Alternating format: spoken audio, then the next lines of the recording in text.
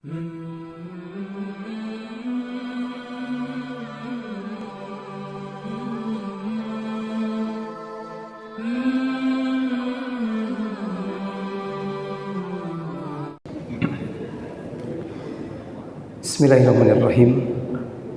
Assalamualaikum warahmatullahi wabarakatuh.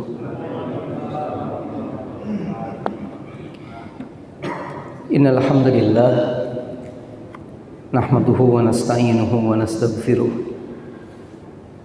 wa na'udzu billahi min shururi anfusina wa min sayyiati a'malina. May yahdihillahu fala mudilla lahu وَمَنْ يُضْلِلْ فَلَنْ تَجِدَ لَهُ وَلِيًّا مُرْشِدًا أشهد أن لا إله إلا الله وحده لا شريك له وأشهد أن محمدًا عبده ورسوله الذي لا نبي ولا رسول بعده فقال الله تعالى في كتابه الكريم وهو أصدق القائلين ونحن على ذلك من الشاهدين بعد أعوذ بالله من الشيطان الرجيم يا أيها الذين آمنوا اتقوا الله حق تقاته ولا تموتن إلا وأنتم مسلمون وقال يا أيها الذين آمنوا اتقوا الله وقولوا قولا سديدا يصلح لكم أعمالكم ويغفر لكم ذنوبكم ومن يطع الله ورسوله فقد فاز فوزا عظيما أما بعد فإن أصدق الحديث كتاب الله وخير الهدى هدى محمد صلى الله عليه وسلم وشر الأمور محدثاتها فإن كل محدثة بدعة وكل بدعة ضلالة وكل ضلالة في النار. Ikhwan fillah rahimakumullah. Alhamdulillah, bersyukur kita kepada Allah Subhanahu wa taala karena setiap waktu, setiap detik yang kita lewati semuanya tidak lepas dari kenikmatan dan rezeki dari Allah Subhanahu wa taala. Termasuk hari ini, sore ini, berkumpulnya kita di tempat ini bisa melaksanakan maghrib berjamaah tidak lepas dari kenikmatan Allah. Berikutnya kemudian salawat serta salam semoga senantiasa Allah limpah curahkan kepada Nabi kita Muhammad sallallahu alaihi wasallam. Ikhwan fillah rahimakumullah, di kesempatan malam yang berbahagia ini kita masih melanjutkan pembahasan kajian berkenaan dengan sebuah kitab yang berjudul Shahihul Qasas An-Nabawi, kisah-kisah sahih berdasarkan hadis-hadis Nabi Muhammad sallallahu alaihi wasallam. Di pertemuan sebelumnya kita membahas tentang hadis berkenaan dengan Nabi Sulaiman dan Nabi Daud alaihi wassalam. Ketika keduanya dihadapkan dengan sebuah permasalahan, ada dua orang perempuan yang datang kepada keduanya dengan membawa satu bayi. Lalu keduanya mengadukan kalau salah satu bayi yang mereka miliki diambil serigala dan mereka memperebutkan satu bayi yang mereka bawa. Masih ingat kisahnya, Pak? Tidak perlu kita ulang ya. Ya Allah. Kita menyampaikan beberapa pelajarannya adalah berkenaan dengan pertama kecerdasan, kecerdikan Nabi Sulaiman, Pak.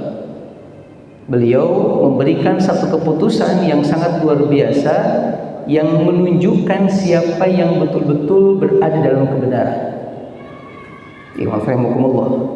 Tapi tidak kemudian kita katakan Nabi Daud tidak lebih cerdas daripada Nabi Sulaiman, atau Nabi Daud kebalikan cerdas berarti bodoh, itu enggak. Kata Imam Ibnu Jauzi, ada kemungkinan yaitu bahwasanya Nabi Daud alaihi salam memutuskan bayi itu untuk si perempuan yang lebih tua karena beliau melihat kalau perempuan lebih tua mungkin pengalaman ngurus anaknya lebih banyak, sedangkan yang muda ini tidak lebih banyak pengalamannya. Maka untuk pertumbuhan dan perkembangan si anak yang baik, maka beliau memutuskan si yang tua lah berhak untuk urus anak tersebut. Sedangkan Nabi Sulaiman melihatnya tidak demikian. Intinya kata para ulama, dua-duanya ketika memutuskan perkara berdasarkan ijtihad mereka, bukan berdasarkan wahyu. Karena kalau berdasarkan wahyu, maka dipastikan Nabi Sulaiman tidak akan membantah perkataan Nabi Daud alaihissalam. Tapi ijtihad, melihat apa yang mereka lihat, membandingkan apa yang mereka saksikan. Ini kecerdasan, kecerdikan, kepintaran Nabi Sulaiman alaihissalam. Cerdas itu apa Pak? Bedanya cerdas, cerdik, pandai, apa? Sama nggak? Pintar, sama nggak itu Pak? Saya coba nyari tahu ada nggak sih perbedaan pintar, cerdik, cerdas gitu ya. Lalu saya menemukan katanya, Pak, katanya nih. Pintar itu adalah sebuah kata yang merujuk pada seseorang yang memiliki pengetahuan atau kemampuan intelektual yang baik. Pintar biasanya digunakan untuk menggambarkan seseorang yang mampu menguasai suatu bidang atau topik dengan cepat dan mudah. Itu arti pintar, Pak. Atau mungkin sederhananya, mungkin kalau saya tidak salah memahami, pintar adalah kemampuan seorang untuk memahami sebuah ilmu dan penerapannya. Contohnya mungkin kepintaran Imam Syafi'i rahimahullahu taala. Kepintaran Imam Syafi'i rahimahullahu taala, ada beberapa riwayat yang menunjukkan begitu hebat pemahaman beliau tentang fikih, Pak. Contoh kata beliau kan pernah ditanya oleh salah seorang dengan mengatakan, "Wahai Imam Syafi'i, bagaimana pendapat Anda tentang seorang laki-laki yang menyembelih seekor kambing untuk keluarganya?" Lalu setelah disembelih, disiapkan, dihidangkan, itu si laki-laki ini keluar untuk sebuah keperluan. Tiba-tiba pulang tuh. Pas pulang dia bilang keluarganya, "Makanlah, karena kambing ini haram bagiku." Lalu tiba-tiba mereka juga mengatakan, "Kalau begitu kambing ini pun haram bagi kami."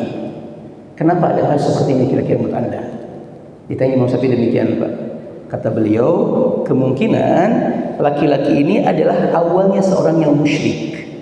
Dia menyembelihkan kambing buat keluarganya, kemudian dia keluar tuh. Di jalan di keluarnya itu dia dapat hidayah dari Allah Subhanahu wa taala. Akhirnya pun masuk Islam.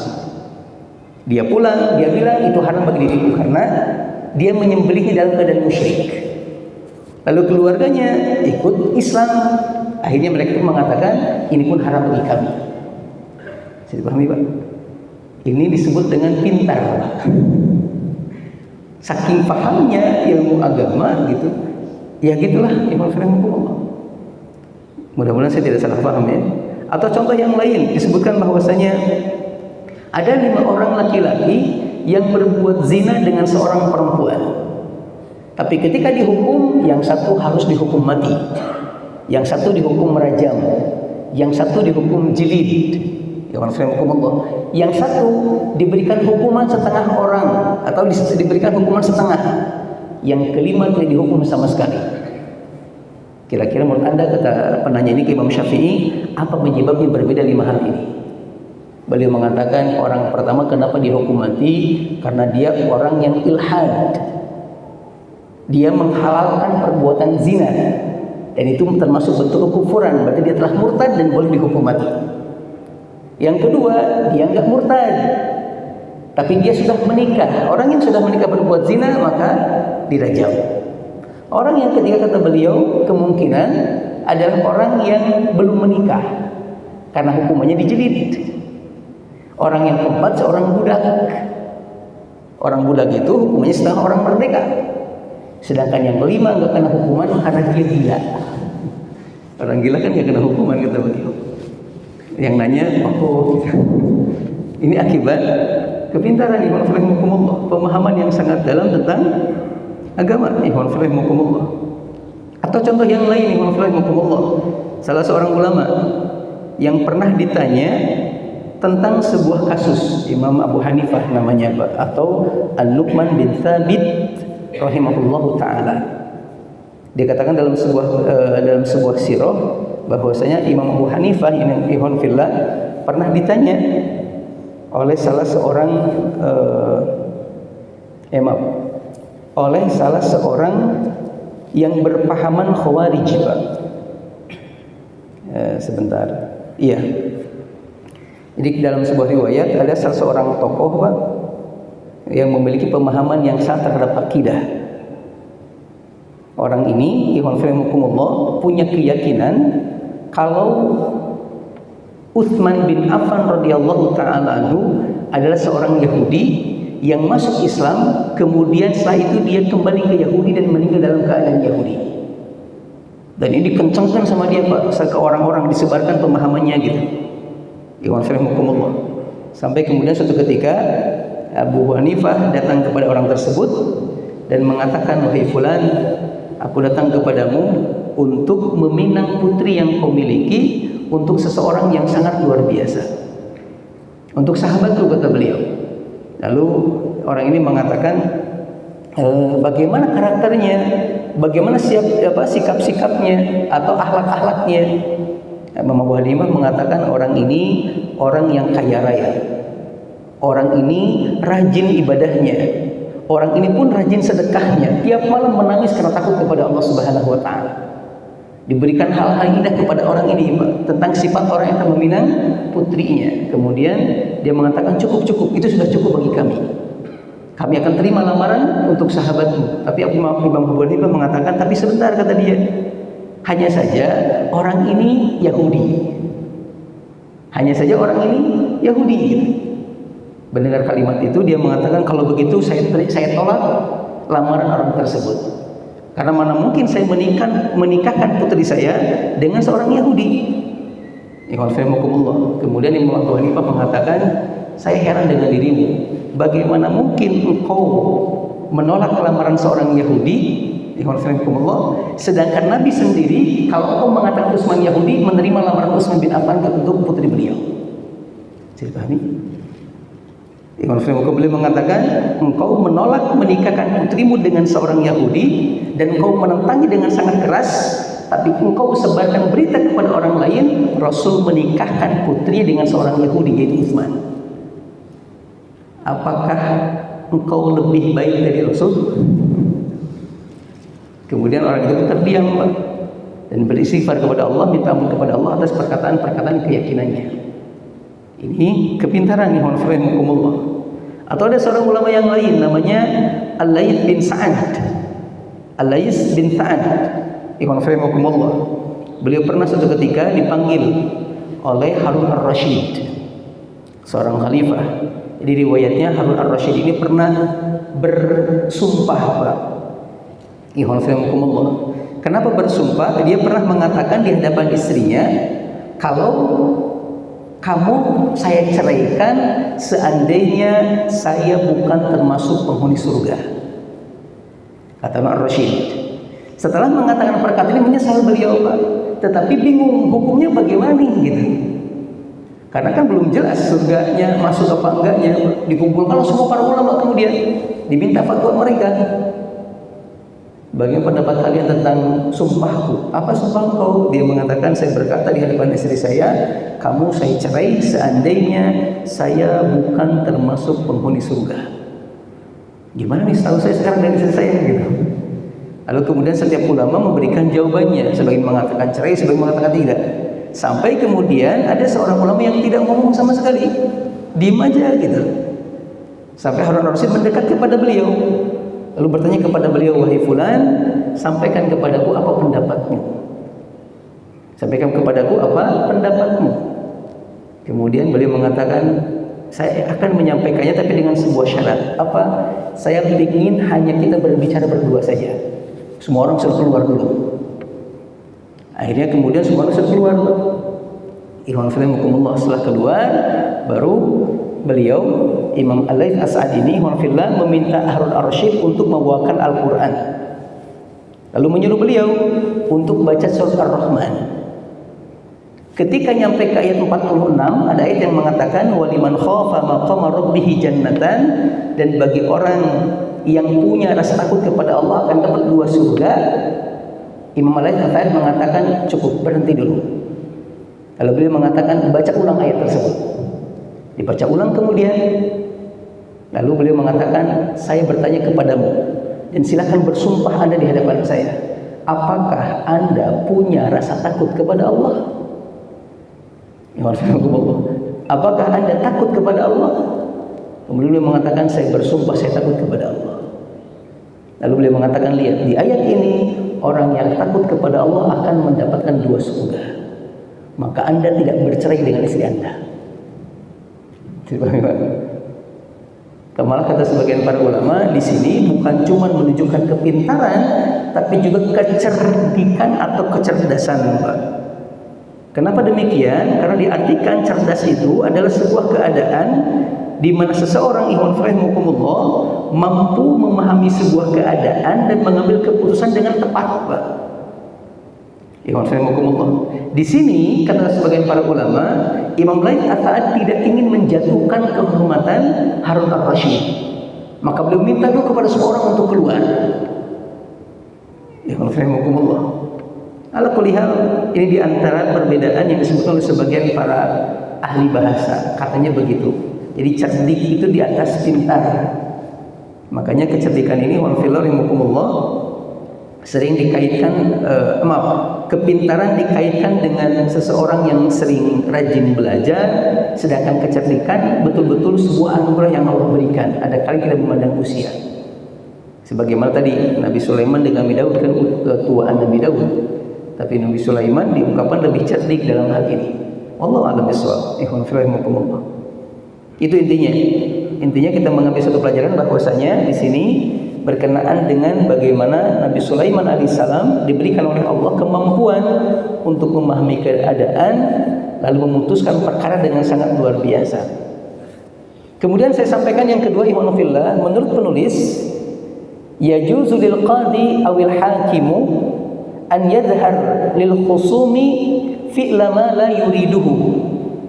Dalam hadis tersebut diperbolehkan, kesimpulannya adalah boleh seorang hakim, seorang qadi untuk memunculkan sesuatu yang sebenarnya tidak ingin dia lakukan. Bolehnya seorang hakim untuk melihat mana yang benar, mengeluarkan sebuah ide padahal dia tidak ingin melakukannya gitu. Karena Nabi Sulaiman tidak ingin membelah anak itu, Pak. Tapi karena ingin membuktikan siapa yang lebih punya sayang yang paling kuat gitu, Pak, untuk menunjukkan siapa yang benar gitu, maka beliau mengatakannya. Nah, boleh demikian juga. Jadi bahasa kasarnya, seorang hakim boleh berhilah, boleh melakukan semacam tipu daya, trik gitu malah, untuk membongkar kebohongan seseorang. Tapi ini perlu hati-hati, Pak. Harus betul-betul orang yang paham, jangan sampai malah ujungnya juga keliru gitu. Ini yang kedua. Berikutnya kemudian dikatakan bahwasanya dhallat hadhil qasas ala anna al-hakim al-alima musabun asabau akhta'a. Di keterangan ini pula ada pelajaran bahwasanya seorang hakim itu ketika betul-betul dia berilmu, memberikan putusan karena ilmunya, seandainya dia pun salah tetap dapat pahala. Saya pahami? Saya ulangi. Sesungguhnya seorang hakim itu tapi betul-betul berilmu, seandainya dia putuskan dengan sesuatu yang salah tetap dapat pahala. Ketika Allah menggambarkan kisah dua makhluk yang mulia ini, Pak, di surat Al-Anbiya, Allah mengatakan fafahimnaha Sulaimana wa kullan ataina hukman wa ilma.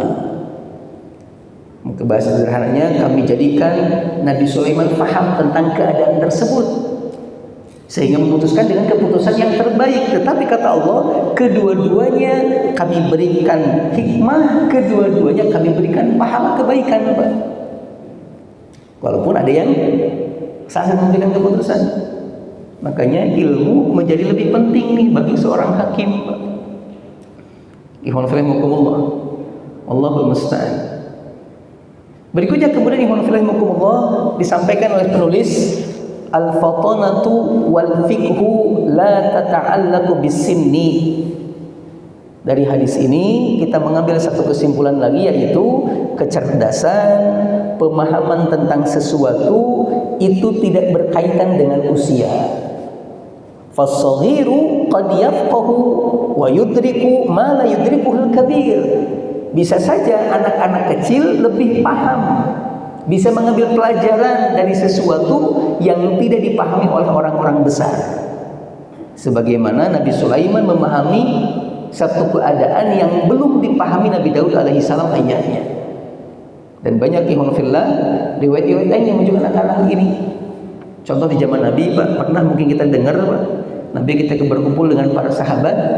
Nabi bertanya, kata Nabi, ada sebuah pohon yang semuanya memberikan manfaat persis seperti seorang muslim.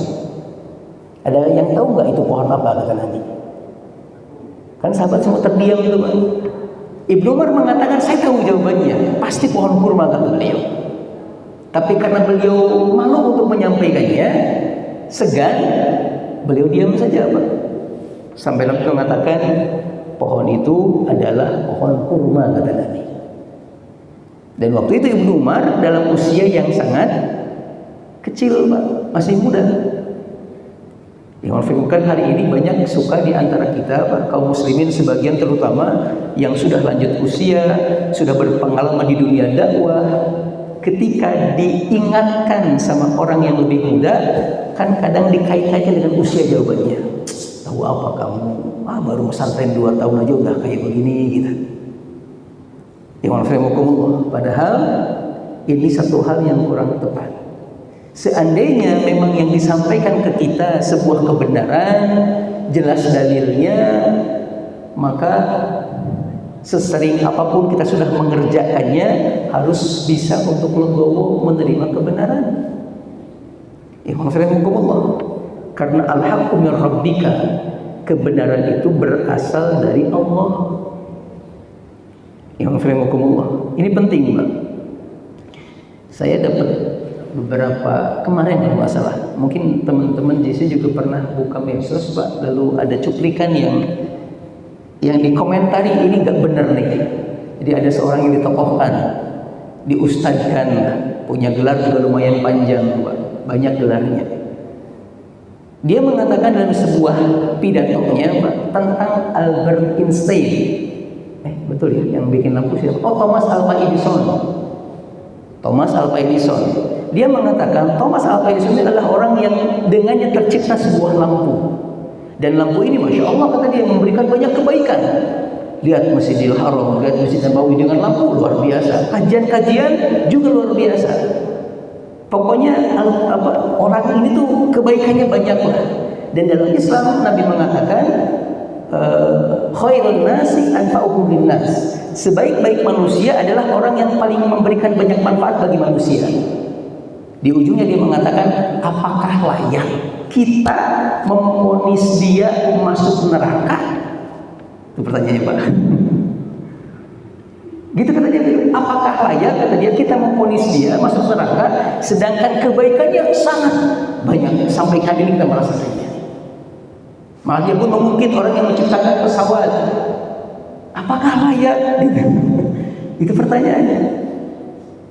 Ini kayak benar, Pak, padahal salah.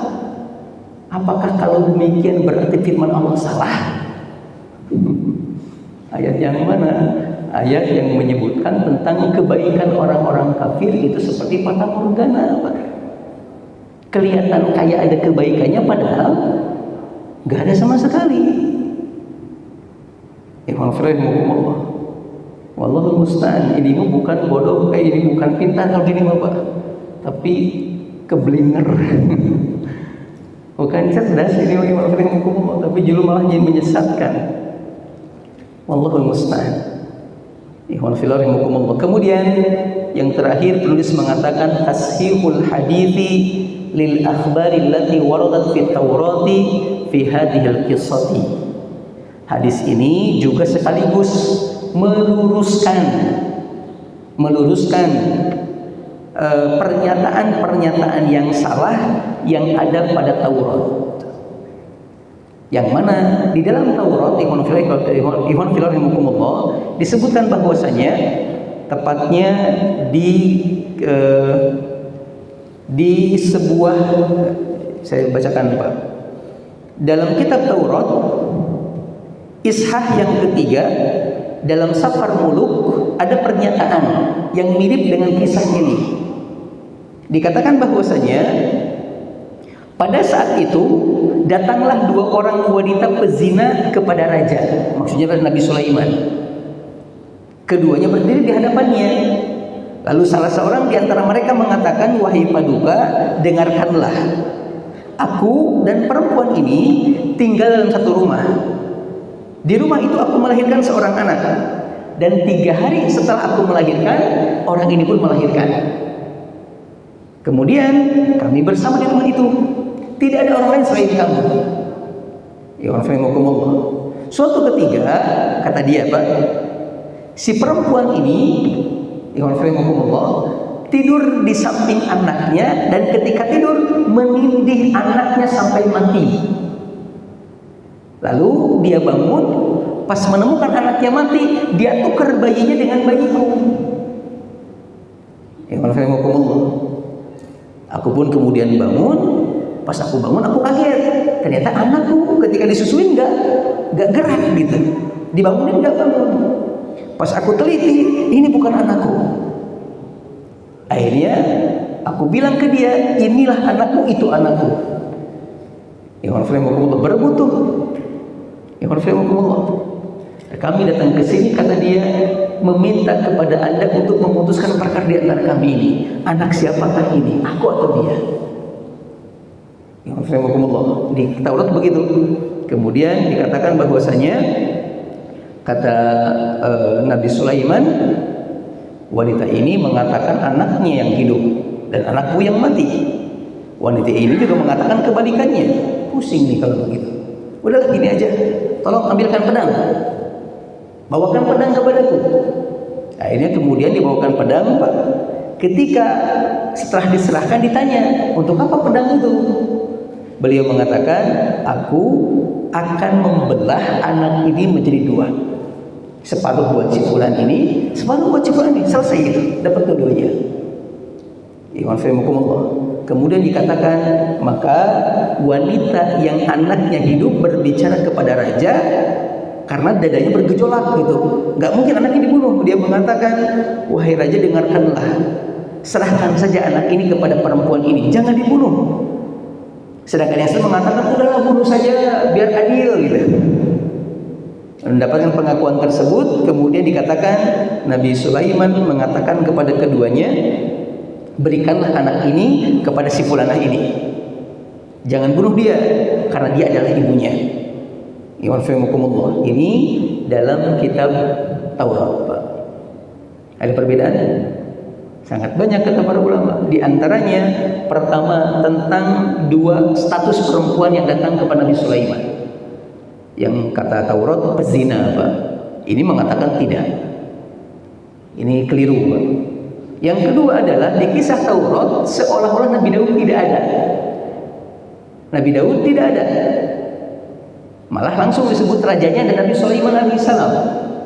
Ini juga keliru. Dalam hadis justru dikatakan Nabi Daudnya masih ada dan masih jadi raja. Ini yang kedua, dan yang ketiga berkenaan dengan alat yang digunakan untuk membelah anak tersebut. Di Taurat dikatakan pedang, sedangkan di hadis dikatakan pisau, dan pisau lebih tepat untuk membelah 2 sesuatu yang kecil, Pak, biar sama rata gitu. Wallahu a'lam bishawab. Tapi intinya adalah hadis ini meluruskan beberapa versi yang salah dan keliru dalam kitab Taurat. Wallahu a'lam bishawab. Ini di antara beberapa faidah pelajaran yang disebutkan oleh penulis dari hadis berkenaan dengan kisah Nabi Sulaiman alaihissalam. Bisa dipahami kira-kira, Pak? Ada yang boleh diskusikan? Sebelum kita lanjut ke hadis berikutnya.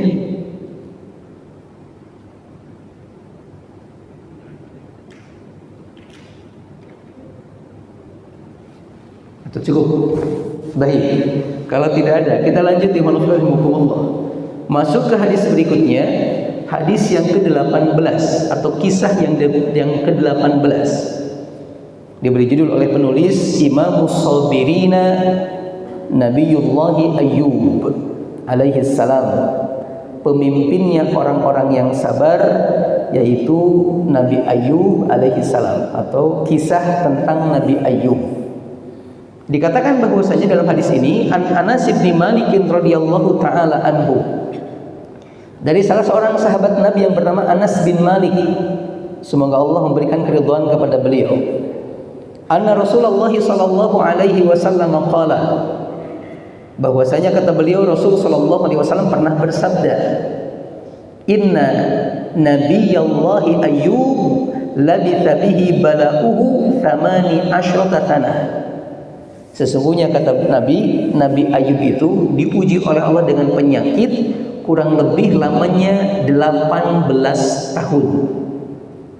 Nabi Ayyub diuji oleh Allah selama 18 tahun dengan penyakit, Pak. Kemudian farafadahul qarib wal ba'idu illa rajulaini min ikhwanihi kana yagduani ilaihi wa yanuhan. Saking lamanya sakit beliau sampai beliau diasingkan oleh orang-orang, gak diajak ngobrol, gak ditemuin, gak dikunjungin, Pak. Kecuali hanya 2 orang saja. 2 orang ini datang pagi hari ke Nabi Ayyub, nyiapin makanan, pulang lagi. Sore datang lagi, terus gitu aja. Cuma 2 orang. Ya Allah. Kemudian faqala ahaduhuma li sahibihi dzata yaumin. Suatu ketika 2 orang ini, Pak, ngobrol satu sama lain. Yang satunya mengatakan, ta'lam wallahi laqad adnaba ayyubu dhanban ma adnabahu ahadun minal alamin. Fulan, ini Ayyub ini lama banget penyakitnya. Jangan-jangan gitu, kayaknya nih Nabi Ayyub ini melakukan sebuah dosa yang tidak pernah dilakukan sama siapapun gitu. Makanya Allah uji itu. Kayaknya begitu. Ya Allah. Faqala lahu sahibu. Kemudian sahabatnya mengatakan, "Wa madak?" Apa dosanya kira-kira? Qala mundu thamaniya asyara sanah lam yarhamuhullahu fayakshifu ma bihi. Enggak tahu dosanya apa. Pokoknya mungkin seperti itu karena selama 18 tahun ini kata dia, Allah enggak ngasih rahmat kepadanya. Allah terus menguji kepadanya. Enggak memberikan kesembuhan kepadanya. Ini kata orang yang satu, Pak. Ya kan? Belum. Mau adzan dulu? Fadhal.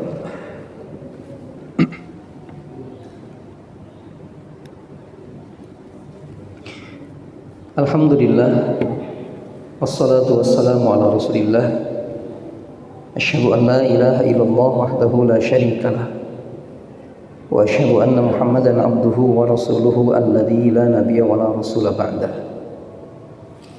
Amma ba'du, ikhwan fillah rahimakumullah. Kita lanjutkan kembali pembacaan hadis yang berkenaan dengan Nabi Ayyub alaihi salam.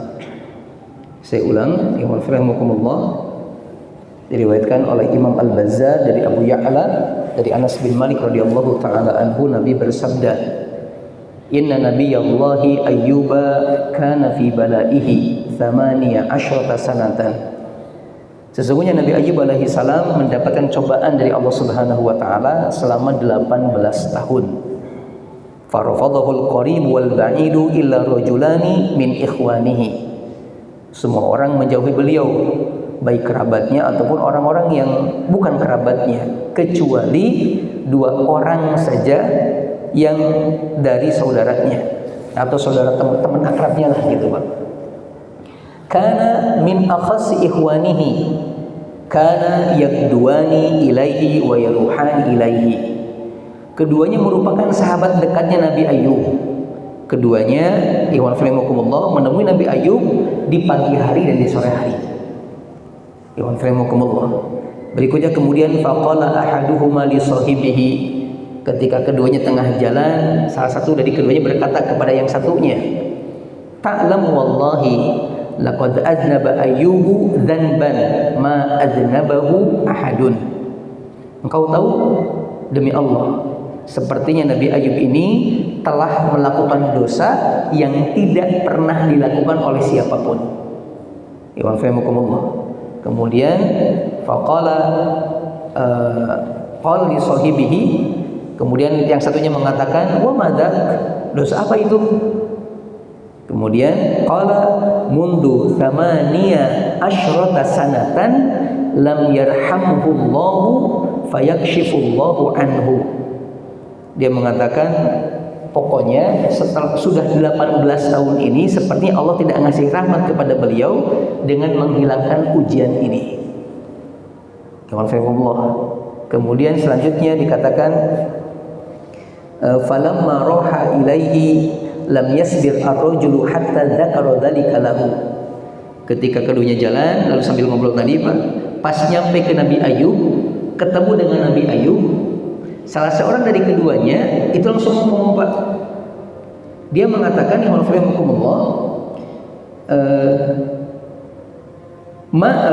dia mengatakan, wahai Ayub, apa benar engkau pernah berbuat sebuah dosa sampai-sampai selama 18 tahun ini engkau terus diuji oleh Allah Subhanahu wa taala? Kemudian Nabi Ayub mengatakan, ma adri ma taqul, saya enggak ngerti apa yang kalian katakan. Saya enggak paham apa yang kalian maksudkan.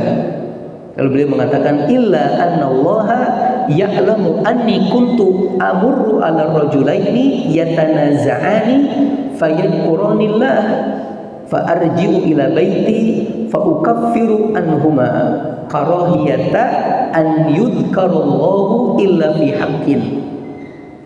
Saya enggak tahu, kata beliau. Cuman kalau memang demikian, bisa jadi dosa yang kulakukan adalah saya pernah dulu, kata beliau, melewati dua orang yang sedang bertikai, berselisih tentang sesuatu, dan ketika bertikai kedua-duanya bersumpah dengan menyebut nama Allah. Dan aku yakin pasti ada yang salah antara keduanya. Lalu aku memintakan ampunan kepada Allah, melakukan kafarat untuk keduanya dengan bersedekah. Mungkin ini yang kenapa demikian, kata beliau, karena aku tidak suka nama Allah disebut untuk sesuatu yang bukan kebenaran. Jadi beliau ingin mengatakan mungkin itulah gitu ya. Kalau seandainya ini karena dosa, mungkin itu dosa yang pernah beliau lakukan. Mungkin demikian. Kemudian berikutnya beliau mengatakan,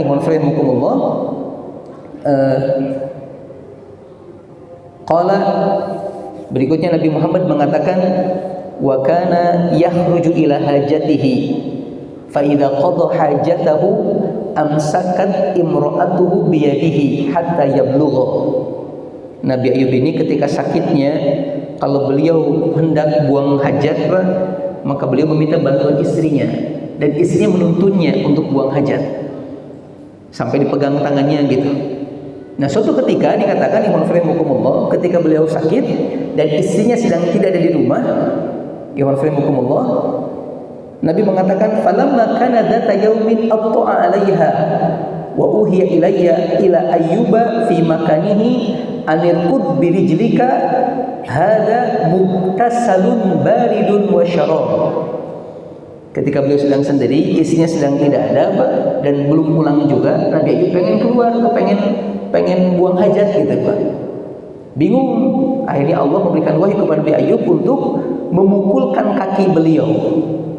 Memukulkan kaki beliau, Allah mengatakan, urkud birijlika hada muktasalun baridun wa syarab. Allah mengatakan, hantamkanlah kakimu, niscaya akan keluar air yang sejuk untuk mandi dan untuk minum. Berikutnya kemudian fastabta'athu fatalaqathu yantadiru wa aqbala 'alaiha qad adhaba Allahu ma bihi minal bala'i wa huwa ala ahsani ma kana. Falamma ra'athu qalat ay barakallahu fik hal ra'aita nabiyallahi hadzal mubtala wa wallahi ala dzalika ma ra'aitu ahadan ashbaha bihi mud kana sahihan minka. Singkat cerita, Nabi Ayub pun memukulkan kakinya, air pun keluar tuh Pak. Beliau pun kemudian mandi, dan setelah selesai mandi ternyata penyakitnya berjatuhan, berguguran seiring dengan berjatuhnya air mani. Beliau kembali sehat. Setelah beres, istrinya datang tuh Pak. Istrinya datang. Kemudian dia masuk ke rumah Pak. Lalu berpapasan dengan Nabi Ayub alaihissalam dalam kondisi yang sudah sangat-sangat berubah Pak. Tiba-tiba istrinya bilang kepada Nabi Ayub, "Hei fulan, apakah engkau melihat Nabi Allah yang sedang diuji? Sungguh orang ini atau Nabi ini mukanya mirip dengan engkau beberapa tahun yang lalu." Jadi istrinya tidak mengenali Nabi Ayub. Istrinya mengatakan, "Semoga Allah memberkahimu. Apakah engkau melihat Nabi Allah yang sedang diuji? Demi Allah, aku tidak melihat seorang pun yang lebih mirip dengan dirinya selain engkau ketika dia sehat." Kemudian Nabi Ayub mengatakan, "Aku adalah orangnya. Fa in ana huwa," kata Nabi Ayub. Ini saya, kata beliau, saya Ayub. Berikutnya kemudian, "Wa kana lahu andarul lil qamhi wa andarul lisyairi fa ba'atha Allahu sahabataini falamma kanat ihdahuma ala andaril qamhi farradat fihi adh-dhahaba hatta fadha wa afragatil ukhra ala andarish syairi al-wariqa hatta fadha." Berikutnya disampaikan oleh Nabi SAW, Nabi Ayub ini Pak punya dua tumpukan gandum.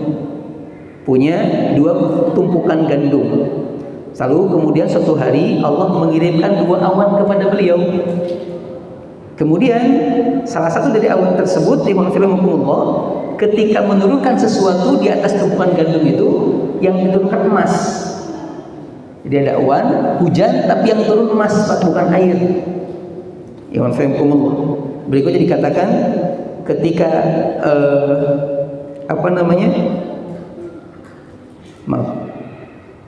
ketika hujan awan itu menurunkan emas, akhirnya bertumpukan emas sampai melimpah ruah. Sedangkan awan yang satunya menumpahkan perak ke tumpukan gandum yang satunya. Jadi Nabi Ayub punya dua tumpukan gandum. Ada dua awan, satu datang ke tumpukan yang satu datang ke tumpukan yang satu. Dua-duanya menurunkan hujan, tapi hujannya bukan air. Satu hujan emas, satu hujan perak. Kemudian berikutnya dalam dalam hadis yang lain dikatakan, melihat hal tersebut Nabi Ayub kemudian mengumpulkan emas-emas tersebut dan perak-perak tersebut dengan kedua tangan beliau, sampai Allah mengatakan, "Wahai Ayub, bukankah aku sudah berikan kepadamu banyak kenikmatan? Untuk apa lagi kau kumpulkan emas-emas ini dan perak-perak ini?" Beliau mengatakan, "Aku masih butuh dengan keberkahan pada dua barang ini." Kata Nabi Ayub, "Aku masih butuh keberkahan yang ada pada dua barang ini." Ini riwayatnya. Imam Asy-Syaikh Nasiruddin Al-Albani mengatakan dalam kitab beliau Silsilah Al-Ahadits As-Shahihah, kata beliau, rawahu Abu Ya'la fi musnadihi. Hadis ini diriwayatkan oleh Imam Abu Ya'la dalam kitab musnad beliau, wa Abu Nu'aim fil Hilyati, dan juga oleh Imam Abu Nu'aim dalam kitab Al-Hilyah, min tariqaini an Sa'id bin Abi Maryam, lewat dua jalur, yaitu jalurnya Sa'id bin Abi Maryam. Singkatnya beliau mengatakan kalau hadis ini masuk dalam kategori hadis yang sahih. Malah ada sebuah pernyataan yang menarik juga. Hadis ini juga disahihkan oleh Imam Ibnu Hibban. Karena kata para ulama, rawi-rawinya adalah rawi-rawi yang sering meriwayatkan hadis-hadis yang disampaikan oleh Imam Bukhari dan Muslim. Fal haditsu shahihun, maka hadisnya statusnya menjadi hadis yang sahih. Wallahu a'lam bishawab. Ini keterangannya, ini hadisnya. Bisa dipahami kira-kira alurnya, Pak? Bisa dipahami ya? Pelajarannya bagaimana? Pelajarannya Masya Allah Pak, sampai seorang ulama menulis ada 21 pelajaran dari hadis ini. Cuman di kitab yang nanti akan kita baca disampaikan pelajarannya sekitar ada 8 pelajaran. Tapi sepertinya kita akan bacakannya minggu depan Insya Allah. Ya, Insya Allah kita akan sampaikan minggu depan. Karena waktu yang kita miliki terbatas di kesempatan malam ini, maka di malam ini anak cukupkan pembahasan sampai di poin ini. Hanya baru membacakan hadisnya saja. Mudah-mudahan bermanfaat. Mohon maaf kalau banyak hal yang kurang berkenan. Usi nafsi wa iyyakum bi taqwallah faqad fazal muttaqun.